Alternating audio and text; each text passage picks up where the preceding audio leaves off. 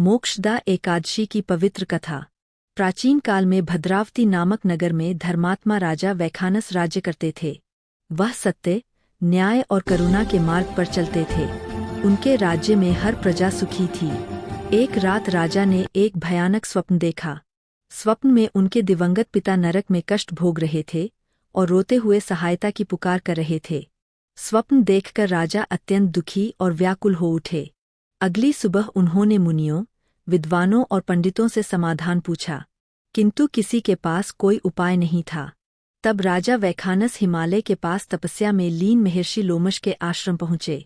राजा ने ऋषि को प्रणाम किया और अपने पिता की दुखद स्थिति बताते हुए समाधान मांगा। ऋषि लोमश ने ध्यान किया और बोले, हे राजन, आपके पिता दानशील थे, परंतु एक बार उन्होंने एक ब्राह्मण को कठोर वचन कह दिया था। इसी पाप के कारण वे नरक में कष्ट भोग रहे हैं। उन्हें मुक्ति दिलाने का एक ही उपाय है, मोक्षदा एकादशी का व्रत।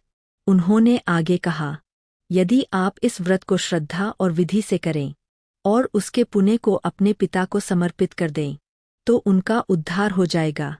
राजा ने पूरे भक्तिभाव के साथ मोक्षदा एकादशी का व्रत किया, जागरण रखा और भगवान विष्णु की पूजा अर्चना की।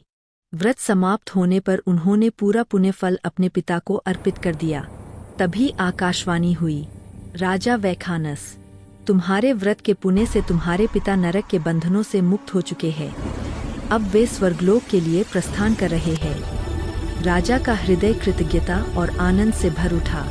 तब से इस एकादशी को मोक्ष देने वाली मोक्षदा एकादशी कहा जाता है। इस कहानी से हमें ये सीख मिलती है, सच्ची श्रद्धा से किया गया व्रत पूर्वजों को भी मुक्ति प्रदान कर सकता है। कटु वचन भी पाप का रूप ले सकते हैं, इसलिए सदैव मधुर वाणी बोलनी चाहिए। भगवान विष्णु भक्तों की हर स्थिति में रक्षा करते हैं। मोक्षदा एकादशी की हार्दिक शुभकामनाएं। जय श्री हरि विष्णु।